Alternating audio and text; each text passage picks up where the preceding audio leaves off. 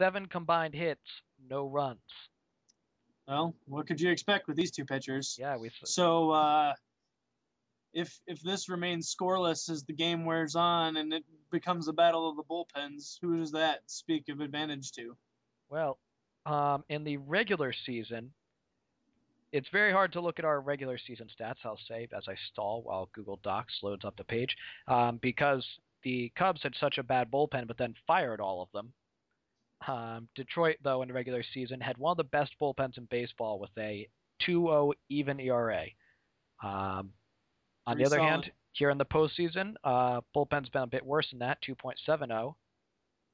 Oh, he can't get to that. It is a fair ball. Runner's going to hold up at third, though, because that was a really good throwback in by the right fielder. So second and third, nobody out for A-Rod. And meanwhile, Chris has had a bullpen ERA of 3.26, so both effective, but A-Rod hits that back up the middle. Did the runner score? No. The runner held up. Risky move. Tulo holding up there at third. I know, he has good speed. I'm surprised he wasn't going on anything hitting it, past him there. But that gives Lomo a chance to clean up anyway. And he's going to pop up in foul territory. Ubaldo will squeeze that. And just like that, there are 2 outs for Teixeira. Such a promising start. Going to feel terrible if they can't get something across here. You can't waste those chances against Ubaldo. And Teixeira fouls that one off. 1-1. Ubaldo deals. Teixeira is going to pop that one up in foul territory. How about that for ice water running through the veins from Ubaldo Jimenez? 2 times now he's had runners on second and third with less than 2 outs, and he's gotten the job done. Yeah, he has definitely been coming up when he needs to here in this game. So anyway, let's see if Garcia can keep on rolling. Yeah. Ellsbury, who will ground out here, was really key in the victory over the Thrones, hitting 2 homers in that series. I believe he was... they were monster shots, too. Yeah, he just hammered them in the LDS. Speaking of monster shots, deep to right field, and that is off the top part of the wall for a single. Gonzalez murders that ball, but it's a line drive, so it bounces off the top of the wall. That sounds like Adrian Gonzalez, all right. That man is literally slower than David Ortiz. How do you even do that? This one is going to drop in for a single, and Gonzalez can only make it to second. So literally 0 threat of him scoring from second here, unless it's a home run. Yeah, Nelson Cruz really struggling this postseason. He is going to advance the runner, but that'll be the force out of second. So big spot here for Billy Butler, who singled his last time up. No way has Billy Butler just done this. Billy Butler with a single off Garcia to drive in the first run of the game. So after all those chances wasted by the Cubs, they have to watch Billy Butler cash in on the other end. That's harsh. Yeah, well, baseball's a harsh game. Jaime trying to get himself out of more trouble here. And Yadier, just curve foul. 2-2, tough at bat here. 3-2, I don't know how he held up on that one. Here comes the pitch, and he walked him. Bases loaded for arguably their best hitter. Yeah, I believe he hit a grand slam in the division series. Yeah, he just all broke out in that series. Oh, he hit it hard, but right at Maglio Ordonez. But the run scores. And it is a 1-0 game, and that'll be the end of Jimenez. They're going to go to their bullpen with Chris Perez here in the top of the 7th inning. So Ubaldo exits with the lead, so he would get credit for the victory.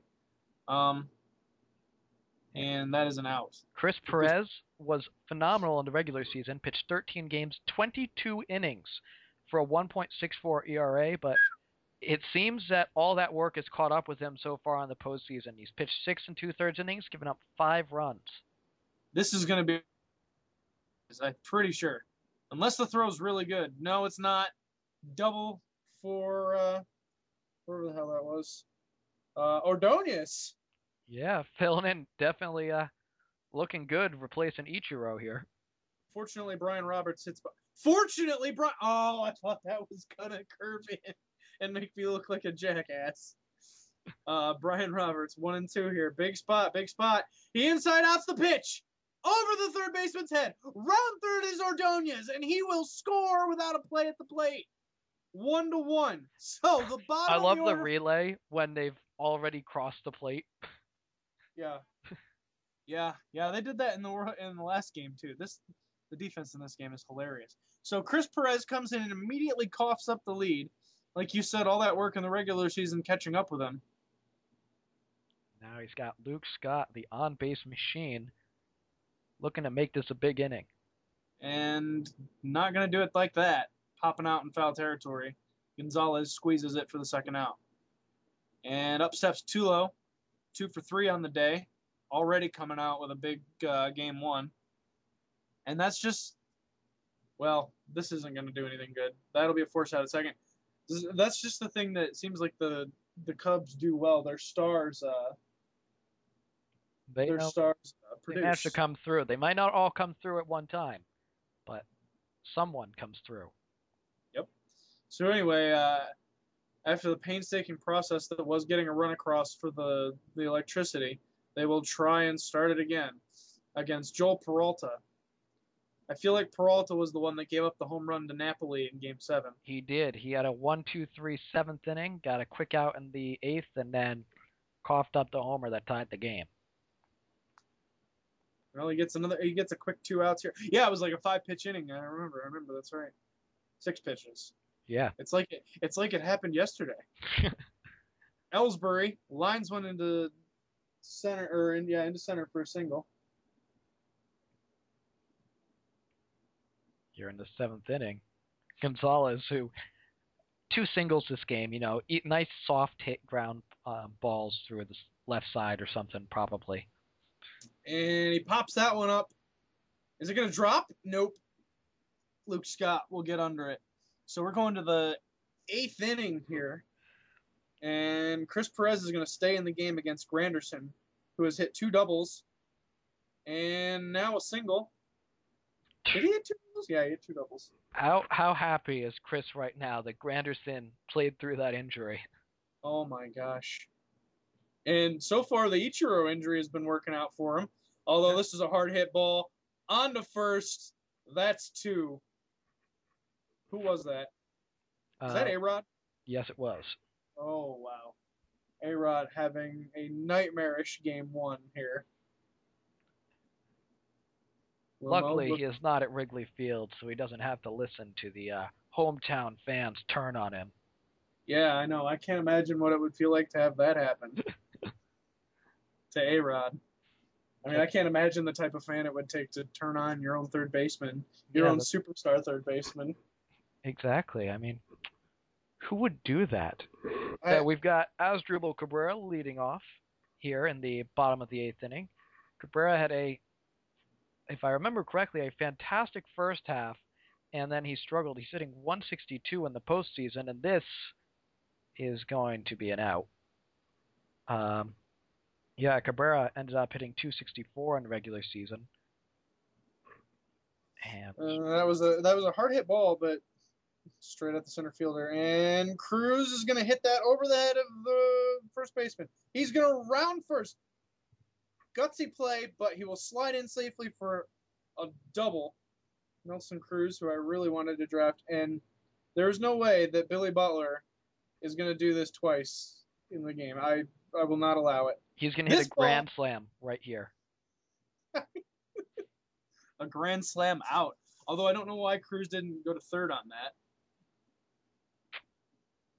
But I'm just happy that that's clearly why you don't play baseball. I'm happy that my Billy Butler prediction came through. And having Billy Butler and Yadier Molina hit back-to-back is not working out in this game. But Neftali Feliz will come in to pitch the ninth, even though it's not a save situation. He was pretty good, I feel like, in the regular season. Yes. And I Feliz. because I traded him away for. Yeah, Feliz in the regular season, a 0.79 ERA, 5 saves, and 5 opportunities. Only gave up 1 run all year. And in the postseason, he has a 1.59 ERA, 2 for 2 in save opportunities. I traded this guy for Joe Nathan, ladies and gentlemen. Not what, or was it Houston Street? No, I had Houston Street. Yeah, that one. What a play by Gardner! Shoestring catch for the first out.